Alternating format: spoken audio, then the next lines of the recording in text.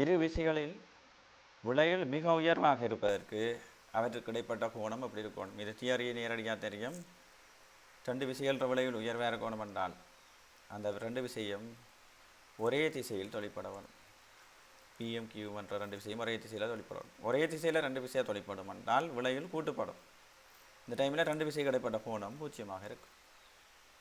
அப்போ 0 விடையை நாங்கள் நேரடியாக சொல்லலாம். அப்படி இல்லை, சமன்பாடை வச்சும் பார்க்கலாம். விளைவுகளுக்கு சமன்பாடு ஆர் வர்க்கம் வந்து பி வர்க்கம் ப்ளஸ் கியூ வர்க்கம் ப்ளஸ் 2pq cos தீட்டான்ற ஒரு தொடர்பு தெரியும்.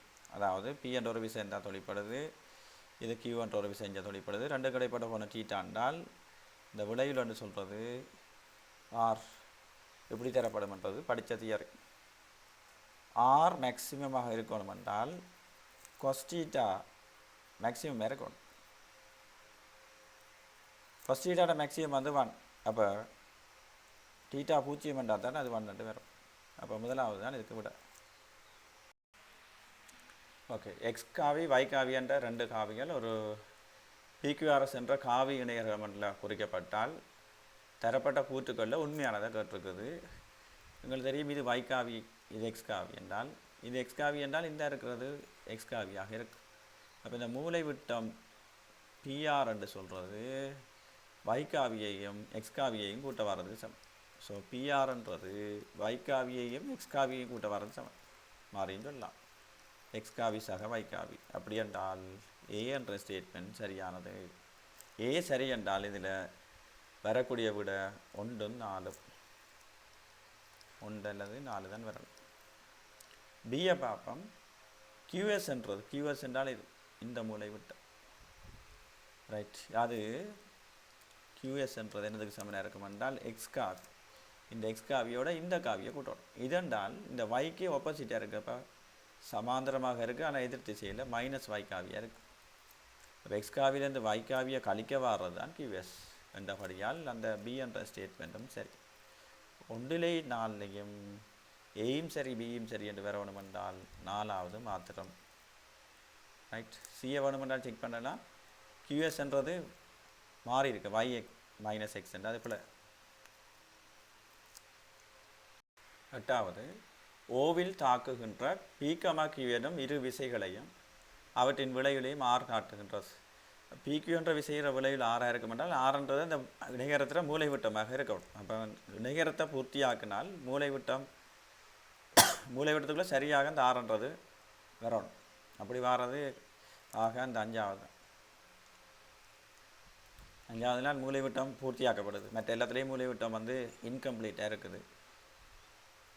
சரி, செக் பண்ணி பார்க்கலாம் வேணுமென்றால். இதை பாருங்க, இதை மூளை விட்டம் இங்கே அங்கேயே இருக்குது, 6 அங்கேயே இருக்குது, வராது. அதேமாதிரி இதை பார்த்தோம்னால் மூளை விட்டம் இது 6 அங்கேயே இருக்குது, வராது. இதுவும் இணைகரத்தில் மூளை விட்டம் மாதிரி இந்த 6 வராது. அப்படி என்றால் வரக்கூடிய விட 5வது. ஓகே, ரெண்டு விசைகள உயர்வு பெருமானம் 28 தந்திருக்கு. அதாவது ஒரு விசையை நாங்கள் பி என்று எடுத்தால், இன்னொரு விசையை கியூ என்று எடுத்தால் அந்த பியையும் கியூவையும் கூட்ட வாரது 28. அதேமாதிரி ரெண்டு விசையும் ஒன்று கொண்டு செங்குத்தாக இருக்கும் என்றால் சரி, உயர்வு பெருமானம் என்றால் ரெண்டு விசையும் ஒரே திசையில் தொழிற்படக்குள்ள தான் கூட்டுப்படும். அப்போ பி ப்ளஸ் கியூன்றது 28. இந்த ரெண்டு விசைகளும் ஒன்று கொண்டு செங்குத்தாக இருக்கும் என்றால் விளையுள் ஆறுன்றது ரூட் ஆஃப் பி வர்க்கம் ப்ளஸ் கியூ வர்க்கத்துக்கு சமனாக இருக்குது. அந்த பெருமானம் 20 இருக்குது. இதிலிருந்து பி வர்க்கம் ப்ளஸ் கியூ வர்க்கம் என்றால் 400 சொல்லலாம் நாங்கள்.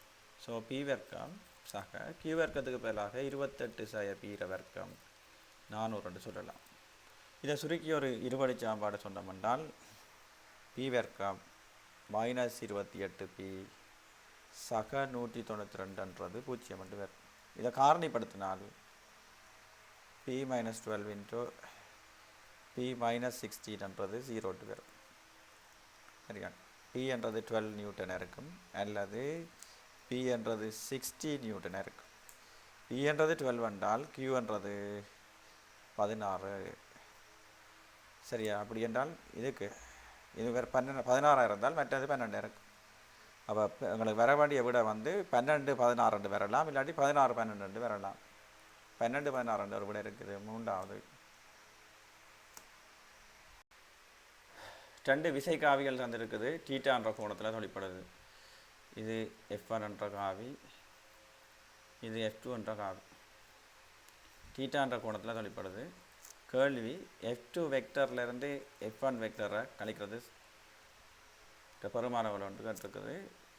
F1 வெக்டர்ன்ற பெருமன் F1டும் அதுதான் F2 வெக்டர்ற பெருமனுக்கு சமன்னு தந்திருக்கு. 2 காவியில் நீங்கள் கழிக்கிற மாட்டான் ரைட். அதில் பெருமன் சமனாக இருந்தாலும் பூச்சியம் மட்டும் நாங்கள் சொல்லிடலாம். சரியானு அப்போ அதை காண்றதுக்கு என்ன செய்யணும் என்றால் இது F2 விஷயம் தான் இருக்குது. -F1 விஷயம் நான் குறிக்கணும். அதை எப்படி குறிக்கலாம் என்றால் F1 விசைக்கு சமனும் எதிருமாக ஒரு கோடை போட்டால் இது -F1. இப்போ கேட்ட கேள்வி F2 வெக்டர் -F1 வெக்டர் என்றால் இந்த F2 விசை இந்த -F1 விசைகிற விளைவுண்ட மாதிரி ரைட். அப்படி என்றால் இந்த கோணம் உங்களுக்கு தெரியும் 180 சாய தீட்டா ரைட். இதில் விளைவில் தான் இங்கே இருக்க போகுது. இந்த மூளை விட்டத்தால் தரப்படும். அந்த விளைவுள் என்னத்துக்கு சமனாக இருக்கும் என்றால் ருட்டுக்குள்ளே இவர வர்க்கம் என்றால் இந்த F1 விசைக்கு சமம் தானே F வர்க்கம் ப்ளஸ் இவர வர்க்கம் என்றால் F வர்க்கம் ப்ளஸ் 2 FF என்றக்குள்ள F வர்க்கம் 2 கிடைப்பட்ட போனதில் காஸ் 180 சாய தீட்டா. இது எப்படி எழுதலாம் என்றால் ருட்டுக்குள்ளே 2F வர்க்கம் ப்ளஸ் 2F வர்க்கம் cos தீட்டான்னு போடலாம். ஆனால் ரைட் cos 180 சாய தீட்டா என்றால் மைனஸ் cos தீட்டான்னு தெரியும். அப்படி என்றால் இது மைனஸ் என்று வரும். இது மைனஸ் என்று வரும். அப்போ ஆறுன்றது இப்படி வரப்போகுது. இதில் 2F² பொதுவாக பண்ணால் √2F இன்ட்டு ருட்டுக்குள்ளே 1 - cos தீட்டான்னு வரும். சரியோ 1 - cos தீட்டா என்றால் 2 sin² தீட்டா பை 2 தெரிய வேணும். ஏனென்றால் இது cos 2 தீட்டாட விரிவிலிருந்து இது எடுக்கலாம் நான். ஆகவே விளைவில் விசை ஆறுன்றது √2F இன்ட்டு 1 - cos தீட்டாக்கு பதிலாக 2 sin² தீட்டா பை 2 √2 போட்டால் √2 சும்மா 2F sin தீட்டா பை 2 வார விட முதலாவது விடை.